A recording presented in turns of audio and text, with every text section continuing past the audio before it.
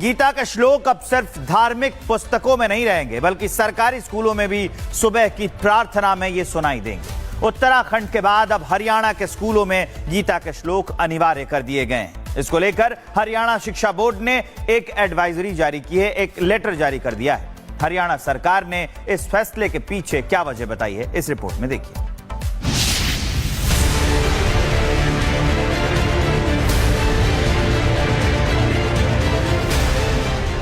उत्तराखंड के बाद अब हरियाणा के स्कूलों में भी गीता के ज्ञान की गंगा बहेगी। हरियाणा के सरकारी स्कूलों में अब श्रीमद् भागवत गीता के श्लोक गूंजेंगे और ज्ञान, संस्कार और सनातन की संजीवनी की गूंज सुनाई देगी। दरअसल उत्तराखंड के बाद अब हरियाणा ने भी श्रीमद् भागवत गीता को बच्चों के जीवन का हिस्सा बनाने का बड़ा कदम उठाया है। हरियाणा के स्कूलों में अब सुबह की प्रार्थना में हर बच्चा गीता के श्लोक पढ़ेगा। हरियाणा विद्यालय शिक्षा बोर्ड ने इसको लेकर एक आदेश भी जारी किया है, यानी उत्तराखंड के बाद अब हरियाणा के नौनिहाल भी कर्म, भक्ति और ज्ञान का सार समझेंगे।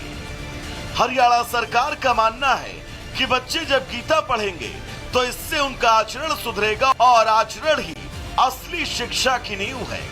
तभी कक्षा 8वीं तक गीता को पाठ्यक्रम का हिस्सा बनाया गया है।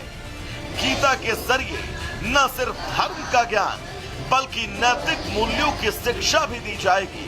मुख्यमंत्री नायब सैनी का कहना है कि गीता के कर्म और ज्ञान का संदेश बच्चों को सही दिशा देगा।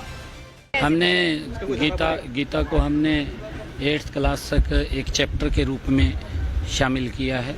हम सब के लिए बड़े गर्व की बात है कि उस पवित्र ग्रंथ के शब्दों को पाठ्यक्रम के अंदर बच्चों को पढ़ाया जाए।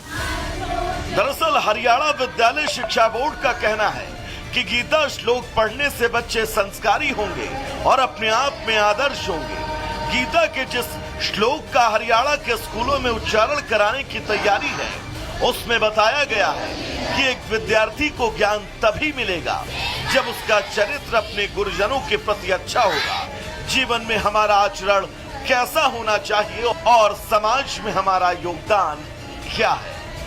हरियाणा सरकार का एक कदम सिर्फ पाठ्यक्रम नहीं, एक सांस्कृतिक पुनर्जागरण है। गीता सिर्फ धर्म का ग्रंथ नहीं, वो जीवन का सार है। ऐसे में जब बच्चे भगवान श्री कृष्ण के उपदेश से कर्म की परिभाषा समझेंगे तो उनका चरित्र भी संवरेगा और राष्ट्र भी